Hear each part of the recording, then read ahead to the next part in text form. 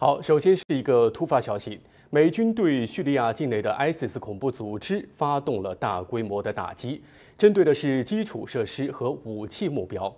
这次大规模的空袭是对12月13号美军及其合作伙伴的部队在叙利亚遭受到攻击的回应。当时有3名美军身亡。那么更多的资讯，当局将陆续的公布，请关注本台的后续报道。再来看到，周五，美国总统川普宣布，美国的处方药价格大幅的降价，让美国人能够吃得起药。对最近的一周全国讨论最多的医保，川普则说将给医保的公司施压，迫使他们降价。来看本台记者张亮、任浩从华府发回的报道。川普总统今天召集全球最大的9家制药巨头，在白宫向国民宣布大幅降低药品的价格，这是总统在兑现竞选时的承诺。美国呢是全球最大的处方药市场，药价呢也是全球最高的，所以美国拥有的不足全球5%的人口，贡献了全球大部分的药品利润。As of today, 14 out of the 17 largest pharmaceutical companies, but they've all agreed, have now agreed to drastically lower drug prices for their American patients, for the American people and patients. This represents the greatest victory for patient affordability in the history of American healthcare by far. 现场9家制药巨头的代表阐述了各自降低药价的幅度，例如赛诺非血液稀释剂将从之前的$750降低到$16，另有多种之前昂贵的处方药被纳入医保补助，为美国年长患者和贫困患者免费。新药价将公布在 TrumpRx 网站。川普说将召集全国最大的医保企业开会，敦促他们降低保费。周五，工人们在首都华府肯尼迪中心的外墙上贴上川普的名字，向外界证实了这座1964年被国会命名的约翰 F. 肯尼迪表演艺术纪念中心正式更名为唐纳德 ·J. 川普和约翰 F. 肯尼迪表演艺术纪念中心。肯尼迪是民主党总统，川普是共和党总统，也是肯尼迪中心的董事会主席。周四稍晚，肯尼迪中心董事会成员投票一致同意更改名字。美国南方司令部周四发布视频，通报在东太平洋袭击了2艘运毒船，击毙5名毒贩，美军没有人员伤亡。南方司令部说，这是南方织毛行动的一部分，行动得到了战争部长的授权。川普上任后致力于打击毒品和走私，把贩毒集团以及支持贩毒集团的委内瑞拉政府列为恐怖组织，定义毒品芬太尼为大规模杀伤武器，进行全面的封锁和严厉打击。周五，国务卿卢比奥在年终总结中给出解释。Until President Trump started doing something about these narco-trafficking links, nobody disputed that Maduro and his regime was in cahoots with narco-traffickers. Not to mention the fact that they unleashed Trinidad gangs on the United States. 卢比奥说，川普就职前，美国有一个共识，那就是马杜罗政府跟贩毒集团勾结，暗地支持真主党等诸多恐怖组织。从2014年起偷渡到美国800万人，这些事实在今年的党派之争中被遗忘了。对中日的紧张关系，卢比奥给出了看法。I think we've made good progress with the Chinese. The Japanese are a very close ally of the United States. I think these tensions are pre-existing. 卢比奥说，美国和日本可以找到跟中国的合作方式。针对国务院本身，卢比奥说，外交原则是以美国的国家利益为优先。We defined it as we are in favor of foreign policies that make America safer, or stronger, or more prosperous. Hopefully all three, but at least one of those three. 川普总统今天的日程很紧凑，傍晚呢迎接来白宫参加圣诞招待会的客人后呢，他将飞往北卡州，在晚上9点发表经济演讲。结束后呢，将前往佛州到海湖庄园过周末。新唐人电视台记者张亮、任浩，美国华府报道。好，感谢张亮、任浩的报道。再来关注罗德岛州官员表示说，上周末在布朗大学发生的大规模枪击案的嫌疑人已经自尽身亡。调查人员确信说，他还在周一杀害了一名麻省理工学院的教授。这名嫌疑人在8年前通过多元化移民抽签项目进入美国。川普政府立即宣布暂停这类绿卡抽签。This evening at approximately 9 p.m., federal agents breached a storage locker in Salem, New Hampshire, in search of Claudio Neves Valente, a Portuguese national we believed shot and killed 2 Brown University students and an MIT professor in Brookline, Massachusetts. Federal agents found Neves Valente dead from a self-inflicted gunshot wound. 当局表示，在他遗体旁发现了2把枪，其中包括警方认为用于犯案的9毫米手枪。调查人员还指控他在布朗大学枪击案发生2天后，杀害了麻省理工学院教授努诺·卢雷罗。瓦伦特在20多年前曾在布朗大学攻读物理博士，但后来退学。他还曾是卢雷罗在葡萄牙的同班同学。尽管有这些联系，当局表示他的作案动机仍不明。On December 1st, he rented a gray Nissan Sentra with Florida plates from a car rental agency in Boston. That same day, he drove to the vicinity of Brown University, where his car was observed intermittently between December 1st and December 12th. 福利指出，瓦伦特使用难以追踪的手机，也没用与自己名字相关联的信用卡，甚至更换租车车牌来规避追捕。案件重大突破来自一名目击者，他在枪击发生几小时前，在布朗大学教学楼看到瓦伦特，觉得可疑，便跟踪到他租的车，并向警方提供了车辆描述和车牌号。警方调阅监控后，发现瓦伦特的车辆，追踪到租车公司，再从租车协议中得知瓦伦特的身份。车牌识别系统显示，他从12月1日起多次出现在大学附近，直到2周后实施枪击。国土安全部长诺姆表示，瓦伦特于2017年通过多元化签证移民抽签项目来到美国，并取得绿卡。该项目每年向来自移民美国人数较少的国家提供约5万个签证，申请人通过抽签随机选出。川普总统长期以来一直批评这个签证计划存在安全风险。在嫌疑人身份曝光后，川普政府立即宣布暂停这类绿卡抽签。12月13日，瓦伦特闯入布朗大学用于工程和物理课程的教学楼，从其9毫米手枪连开至少44枪，造成2名学生死亡，另外9人受伤。新唐人电视台记者刘佳佳，美国报道。布朗大学枪击案发生以后，美国政府宣布暂停多元化移民签证计划，也被称为绿卡抽签计划。对此举措，有学者认为这是及时止损。来看分析。美国国土安全部长克里斯蒂诺姆周四晚间在社群平台 X 发文表示，已暂停多元化移民签证计划 DV1， 以确保不再有美国人因这项灾难性的计划而受到伤害。诺姆指出，日前震惊全美的布朗大学枪击案嫌犯克劳迪奥·瓦伦特正是利用了这项计划进入的美国。12月13号，罗德岛州布朗大学发生枪击事件，造成2名学生死亡，另有9人受伤。枪击案发生2天后，瓦伦特又杀害了47岁的麻省理工学院物理学教授努诺·洛雷罗。诺姆表示，这2起凶杀案的凶手瓦伦特于2017年通过 DV1 计划进入美国，并取得绿卡。诺姆还提及，同一年还有一名 ISIS 恐怖分子同样通过该计划入境美国，并在纽约市制造卡车冲撞事件，造成8人死亡。诺姆强调，正是因类似事件，川普总统力主终止移民抽签计划。根据美国籍移民服务局资料，多元化移民签证计划每年最多发放5万个签证移民，采随机抽签方式，对象为来自美国移民率较低国家的申请人。有分析认为，川普这项政策及时止损，有助于堵住潜在的移民安全漏洞。川普他停止这个绿卡抽签，当然是一个非常及时的为美国止损的这么一个政策。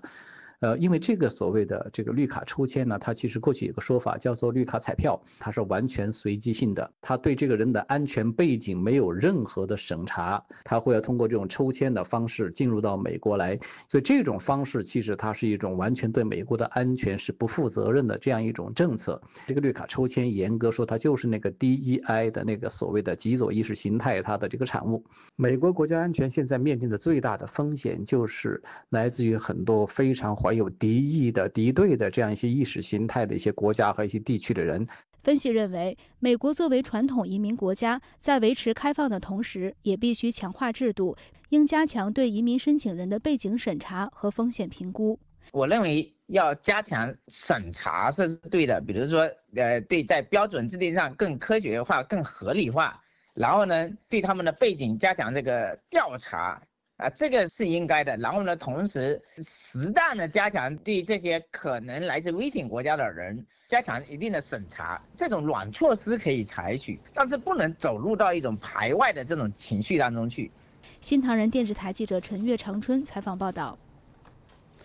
当地时间周五晚间，台湾的捷运台北车站中山站附近接连发生投掷烟雾弹以及持刀随机伤人事件。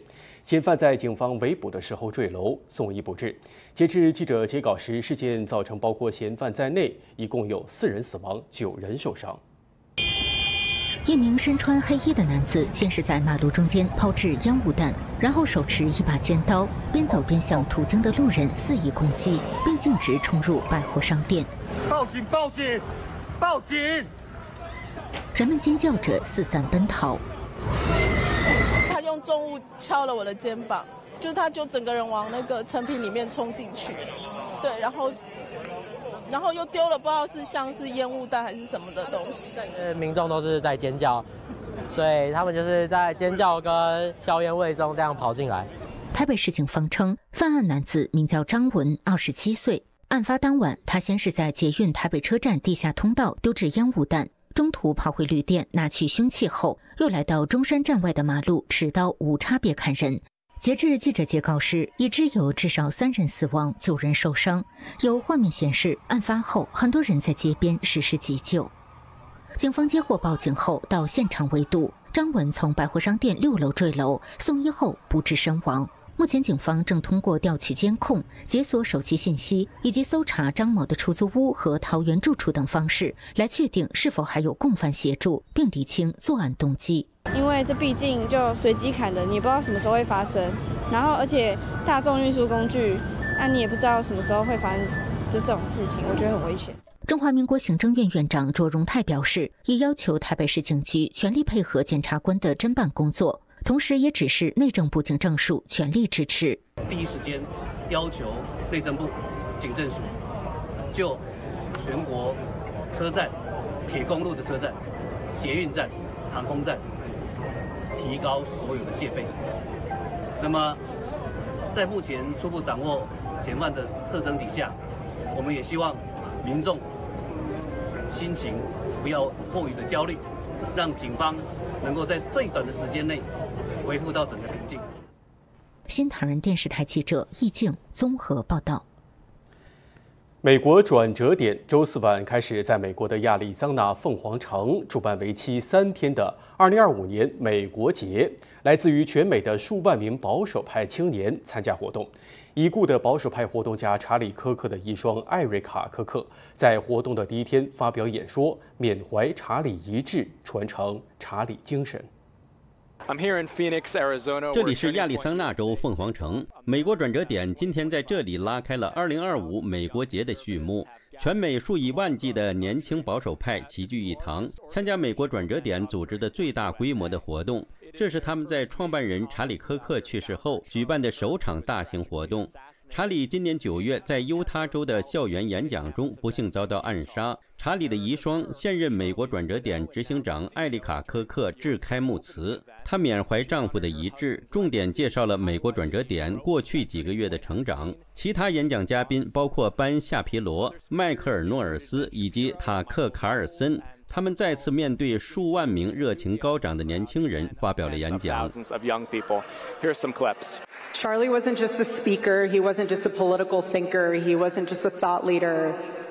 Again, he was a bridge, he was a pathway, he was a connection point to generations. He was a pathway and connection point to communication, to inner politics.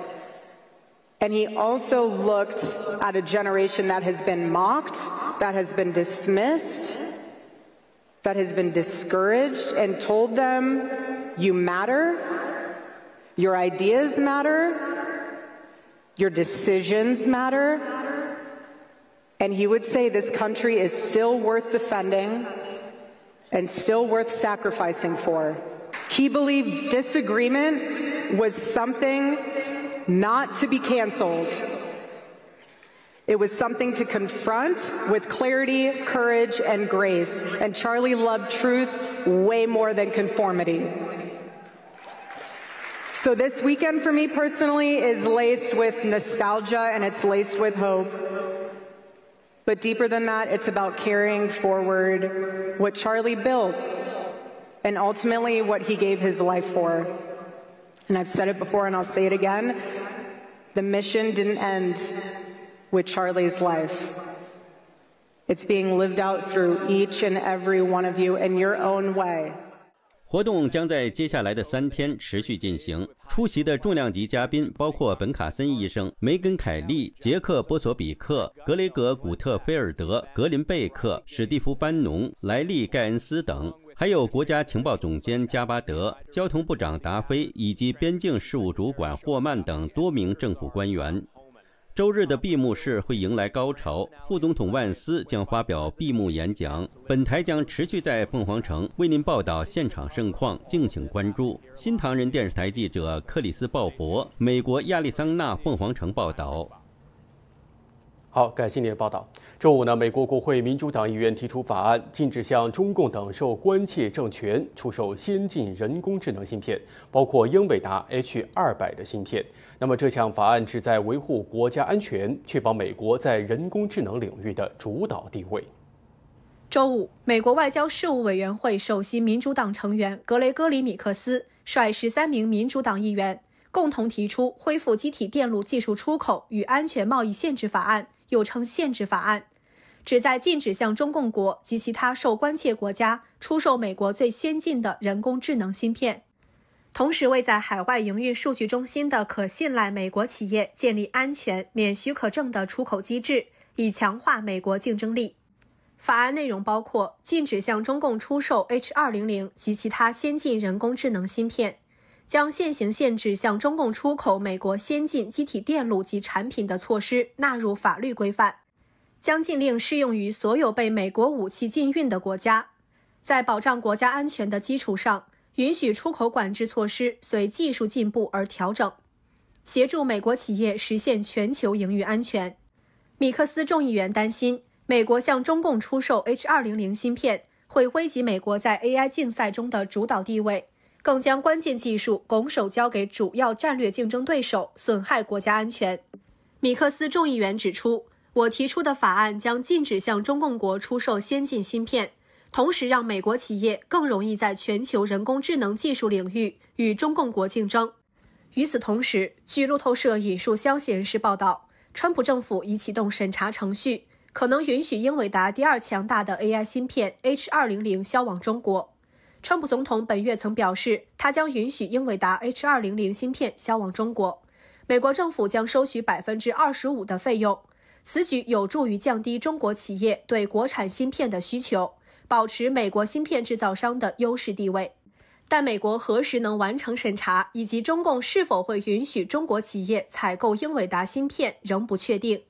对此，白宫发言人表示，川普政府致力于确保美国科技领域的主导地位，同时绝不会损害国家安全。新唐人电视台记者赵凤华综合报道。周五，乌克兰官员表示，乌克兰首次利用无人机在地中海击中俄罗斯影子舰队油轮。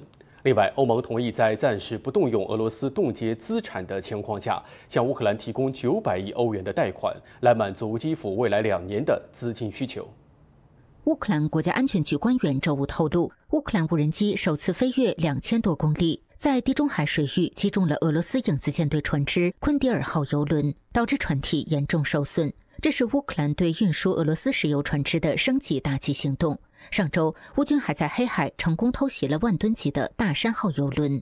就在前一天，欧洲理事会宣布对俄罗斯影子舰队的41艘船只实施新的制裁，这使得迄今遭受制裁的油轮数量达到600艘。与此同时，经过17个小时的谈判，欧盟在周五凌晨决定将以金融市场举债的方式，在未来2年向乌克兰提供900亿欧元的资金援助。We will provide a loan backed by the European Union budget, and Ukraine will only repay this loan once Russia pays reparations. 这意味着欧盟在从市场借款还是动用遭冻结的俄罗斯资产的2种融资方案中选择了前者。We avoided chaos. We avoided division. Europe stayed united. The immobilized assets will be kept immobilized and will ultimately be used to repair the damage Russia has caused to its unprovoked and unjustified war against Ukraine. 除了匈牙利、斯洛伐克和捷克3个国家以外，其他24个欧盟成员国都同意参与这项援助乌克兰的无息贷款计划。正在波兰访问的乌克兰总统泽连斯基对欧盟的决定表示感谢，认为这笔资金的支持意义重大，增强了乌克兰的韧性。I think that Europe showed leadership, and this is very important and tough, strong position. No, I am absolutely sure that now your position vis-à-vis Russia is much better. You have stronger cards. I know you don't play cards, as you said once. You remember this? But sometimes. But yeah. 泽连斯基表示，明年乌克兰将能获得450亿欧元的预算。他强调，这向俄罗斯发出了一个严厉信号，那就是莫斯科继续战斗毫无意义，基辅有资金后盾，乌克兰前线不会崩溃。同一天，普京召开了年度记者会，他指责乌克兰拒绝以和平方式结束冲突，且声称俄军已经全面掌握战略主动权，并将在年底前取得更多突破。而此时，美乌代表正在佛州就结束战争举行磋商。美国国务卿卢比奥表示，和平谈判取得了一些进展，但仍有很长的路要走。This is not about imposing a deal on anybody. It is about determining what both sides expect and need to have, and what both sides are prepared to give in return for it, and figuring out whether we can have those two overlap. And I think we've made progress, but we have ways to go, and obviously the hardest issues are always the last issues. 新唐人电视台记者易静综合报道。孟加拉青年领袖哈迪遇刺重伤不治，在新加坡医院过世的消息传出以后，孟加拉首都达卡今天凌晨爆发了大规模的示威抗议，多栋建筑被纵火焚烧，数千名抗议者走上了街头，要求当局尽快的击凶。32岁的孟加拉青年领袖谢里夫·奥斯曼·哈迪周四深夜在新加坡一家医院去世。他上周五在首都达卡离开一座清真寺时，遭到蒙面枪手近距离射击，头部中弹，伤势严重。随后被紧急送往新加坡接受治疗。最终，哈迪因伤势过重不幸身亡。哈迪死亡的消息传开后，周五凌晨，孟加拉首都达卡爆发大规模示威抗议，多栋建筑遭焚烧，包括2家主要媒体《每日星报》及《曙光日报》所在的办公大楼。一些员工受困其中，数千名抗议者走上街头，手持孟加拉国国旗，聚集在高架桥下，高喊口号，并誓言在正义得到伸张前不会离开。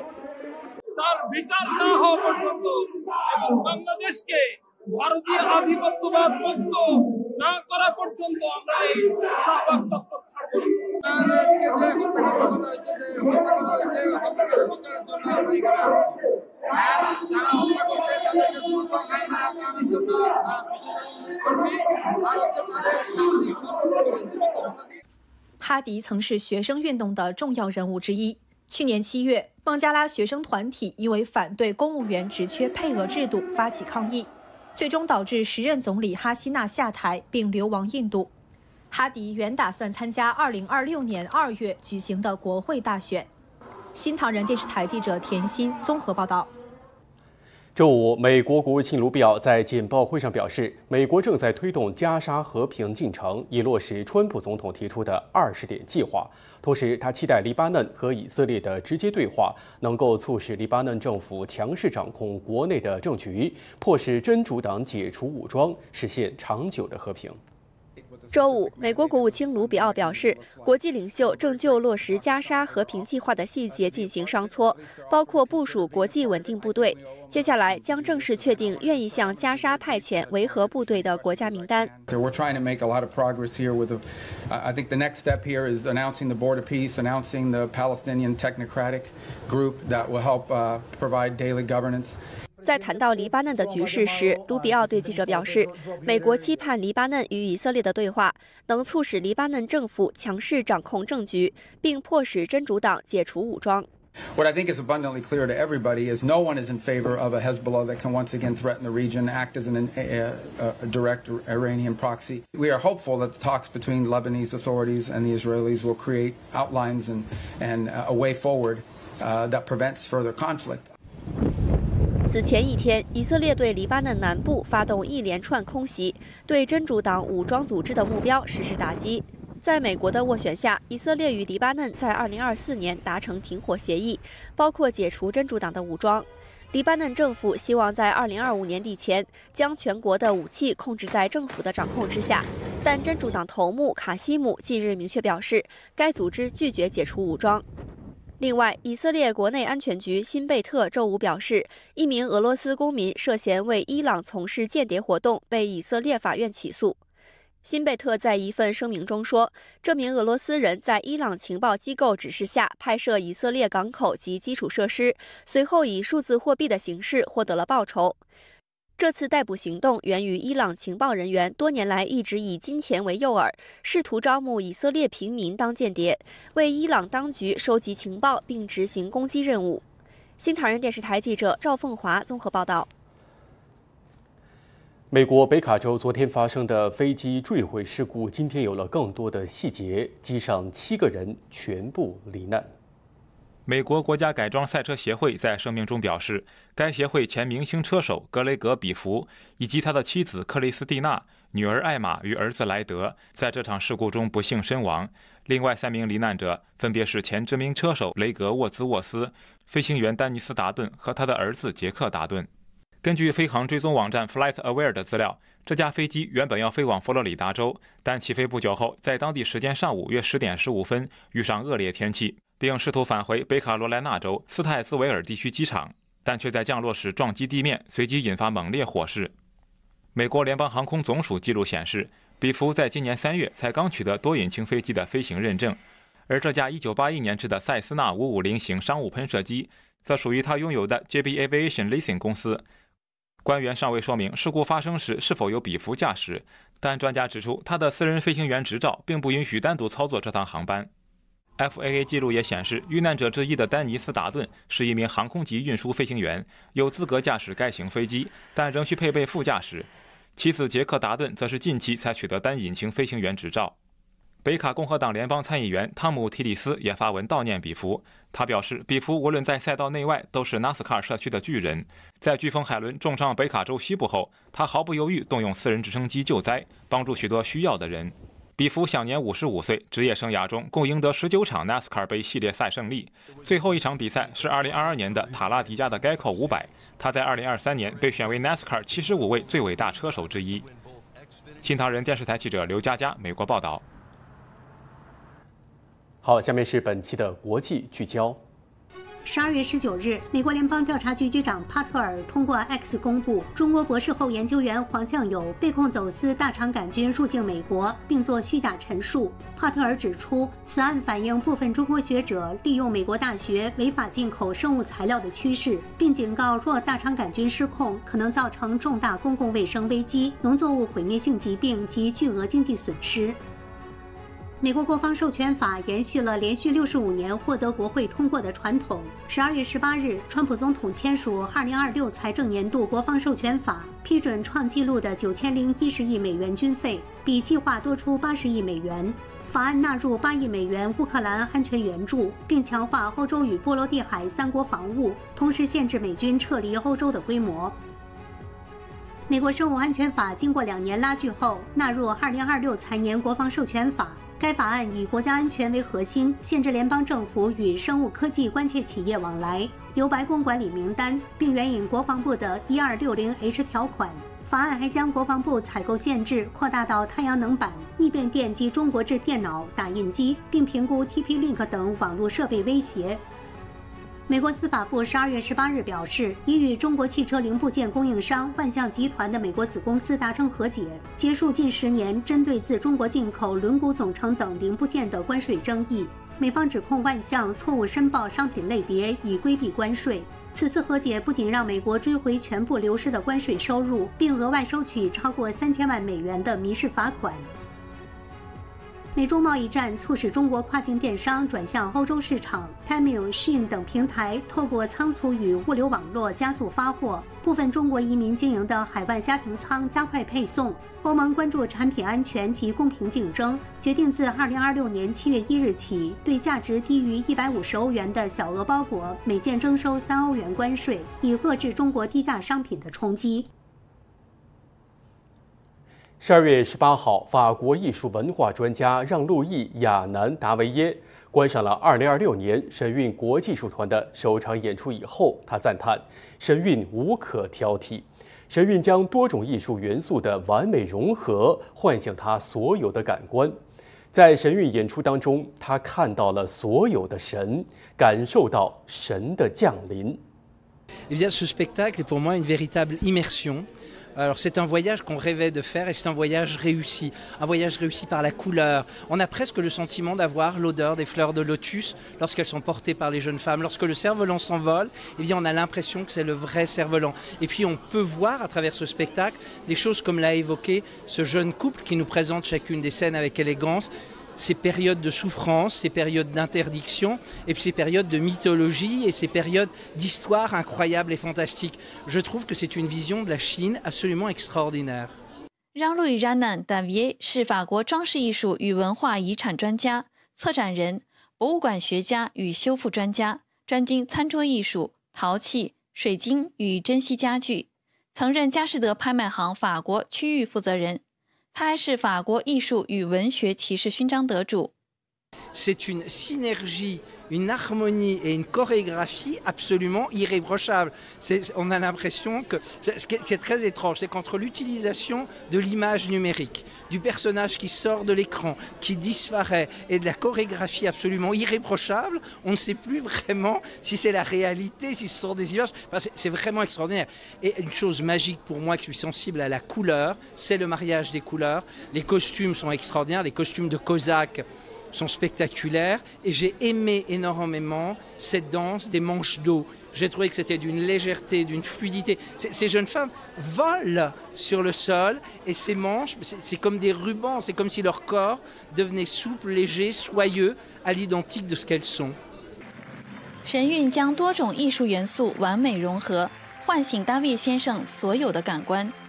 Alors, tous mes sens sont en éveil. Donc évidemment, mon premier sens, c'est le sens visuel. Et puis après, il y a mon sens auditif qui est séduit par la musique. Alors ce qui m'a vraiment rendu ému, c'est de voir un vrai groupe de musiciens jouant, même s'ils sont en effectif réduit, avec un chef d'orchestre et un instrument que j'aime par-dessus tout, c'est la harpe. Et donc entendre le son de la harpe que j'ai vu à l'extrémité gauche de l'ensemble de la fosse d'orchestre, ça me fascine. Donc c'est la musique, c'est l'odeur, c'est les couleurs, c'est les parfums. Tous mes sens, je crois, sont en éveil et on se sent vraiment porté, on se sent léger et on se dit et pourquoi est-ce que nous on n'arriverait pas à avoir cette marche très légère ou d'un seul coup faire un triple salto avant et arrière comme ces danseurs qui maîtrisent vraiment toutes les techniques, qu'elles soient gymniques, qu'elles soient chorégraphiques, qu'elles soient corporelles et puis des visages parfaitement expressifs et en même temps immobiles. C'est extraordinaire, c'est vraiment c'est un choix de mon épouse, de mes amis, et c'est un choix que je ne regrette pas parce que c'est absolument fantastique. 在神韵演出中，他看到了所有的神，感受到神的降临。 Alors pour moi, j'ai vraiment ressenti cette image du divin et cette image a été très intéressante au départ, au moment où vraiment toutes ces personnes divines et de tous les cieux descendent sur terre, redescendent, retrouver l'homme. Et ce que j'ai aimé dans la pluralité des personnages qui suivent cette image, c'est toutes les possibilités de personnages, je vais presque dire de toutes les nationalités, de toutes les ethnies, de tous les dieux qui peuvent veiller sur nous. Donc oui, pour moi, il y a vraiment une présence du divin, mais je crois que sans le divin, notre monde n'existerait pas. Et on a besoin, dans toutes les nations, dans tous les pays, dans toutes les structures sociétales, d'avoir cette nature divine qui nous suit, qui nous aide, qui nous protège et qui nous enchante. Et moi, je considère aujourd'hui que le monde n'est qu'une grande chaîne avec des dizaines de maillons et que pour faire fonctionner notre monde, on doit tous se compléter, on doit tous s'apporter, mais on doit s'apporter cela dans la paix, dans l'élégance, dans le raffinement. Et quand on voit ces images, on ne peut que conclure que la Chine est cette terre de raffinement séculaire et parfois bien avant l'Europe.